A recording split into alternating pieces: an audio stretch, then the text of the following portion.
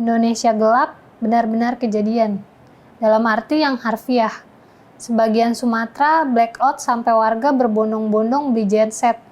Sekarang giliran Jawa yang kena pemadaman listrik bergilir. Listrik mati bukan cuma 1-2 jam, tapi ada yang lebih dari 5 jam. Sering mati lampu bukan cuma bikin gelap, tapi pengusaha juga rugi. Sesimpel mau mandi pakai listrik, masak nasi pakai listrik, komunikasi juga ngandelin listrik. Lantas gimana masyarakat yang rugi bisa dapat kompensasi? Aturan ganti rugi untuk pelanggan yang mengalami pemadaman ini sebenarnya sudah diatur dalam Peraturan Menteri SDM. Misalnya pengurangan tagihan untuk masyarakat. Besarannya tergantung kelompok tarif. Di saat negara lain udah beralih ke energi hijau dan mempensiunkan PLTU, Indonesia masih setia sama batubara. Batubara emang jadi primadona. Selain karena cadangannya melimpah, emas hitam ini juga sumber energi yang bisa menyediakan listrik dalam jumlah besar dengan biaya yang relatif cukup murah. Tapi apa benar batubara murah?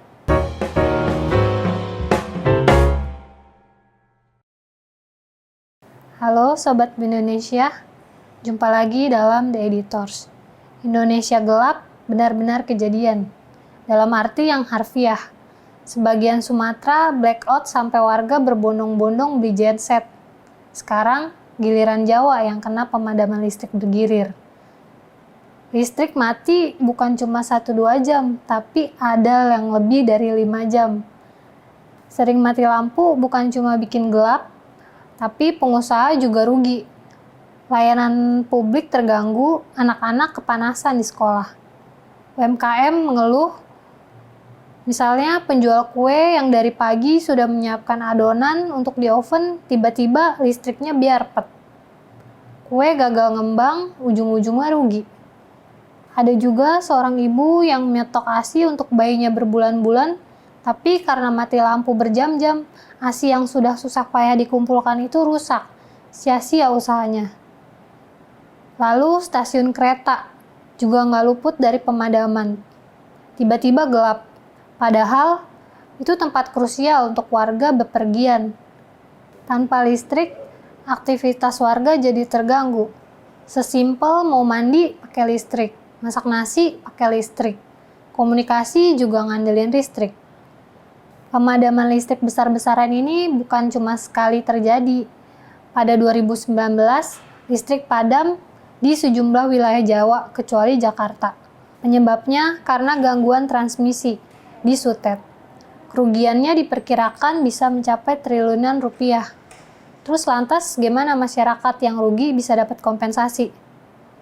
Aturan ganti rugi untuk pelanggan yang mengalami pemadaman ini sebenarnya sudah diatur dalam Peraturan Menteri SDM. Misalnya pengurangan tagihan untuk masyarakat. Besarannya tergantung kelompok tarif, ada yang 35%, ada yang 25%, dan ada juga yang sampai 500% dari biaya yang dibebankan. Menjawab keluhan warga soal mati lampu, PLN sebenarnya udah minta maaf lewat dirutnya. Presiden memanggil Direktur Utama PLN Darmawan Prasojo beberapa waktu lalu di istana. Kami menyampaikan kabar baik, pemadaman bergilir yang terjadi beberapa minggu lalu di Pulau Jawa. Kini, sistem kelistrikannya sudah mulai membaik, ujar Darmawan. Ia menjelaskan alasan dari pemadaman listrik sejak awal Juni ini karena gangguan teknis yang mendadak pada pembangkit besar dan terganggunya pasokan batubara untuk PLTU. Masalahnya, ini terjadi di musim panas, yang biasanya beban listrik sedang tinggi-tingginya. Jadi masyarakat banyak pakai air, pendingin ruangan, dan alat elektronik lain.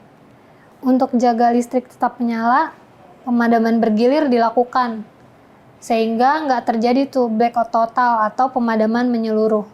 Kalau blackout total, tentu kerugiannya pasti lebih besar. Sebenarnya keinginan masyarakat yang bayar tagihan listrik ini setiap bulan itu sederhana. Mati listrik benar-benar punah dari Indonesia. Tapi sayangnya menjelang perayaan 81 tahun kemerdekaan, kita masih merasakan gelap gulita. Ironisnya, fenomena biarpet ini udah terjadi berkali-kali di negara yang katanya kaya sumber daya alam dan energi. Ada batu bara, ada sumber daya air yang tumpah ruah, ada matahari yang bersinar sepanjang tahun. Tapi untuk memanfaatkan itu semua memang perlu teknologi. Jadi, bicara teknologi ya ujung-ujungnya duit. Harus ada investasi.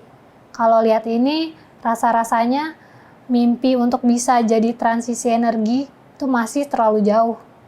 Di saat negara lain udah beralih ke energi hijau dan mempensiunkan PLTU, Indonesia masih setia sama batu bara.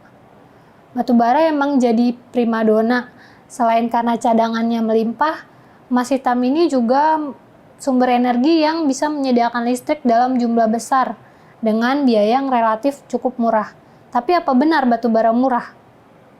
Batu bara murah karena adanya DMO. Pemerintah mewajibkan produsen batu bara untuk memenuhi kebutuhan dalam negeri sebelum mereka melakukan ekspor. Singkatnya, aturan ini agar kekayaan negara dikelola sebesar-besarnya untuk kepentingan rakyat dan kesejahteraan rakyat. Produsen batu bara diminta mendahulukan dahulu kebutuhan dalam negeri baru ekspor. Tapi dilemanya tetap ada. Harga batu bara saat ini yang ditawarkan pemerintah itu untuk energi cuma $70 AS per ton. Sedangkan harga acuannya mencapai $121 AS per ton. Yang inilah membuat produsen lebih tertarik untuk ekspor.